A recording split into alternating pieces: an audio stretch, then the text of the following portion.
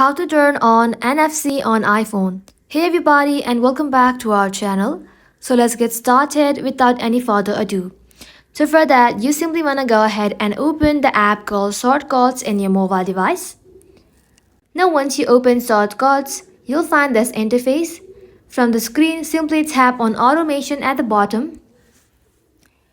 And once you are here, simply tap on New Automation. Now once you are inside Personal Automation, scroll below and then you'll find an option that says NFC. Simply tap onto it. And now simply tap on Scan beside NFC tag. Now as soon as you tap on Scan, you'll be able to see this kind of pop-up. You want to go ahead and hold your device near the NFC tag and then scan it. And once you do that, you'll then be able to turn on NFC on iPhone. And that is it for today's video, guys. Thank you all for watching the video till the very end and stay tuned until our next upload.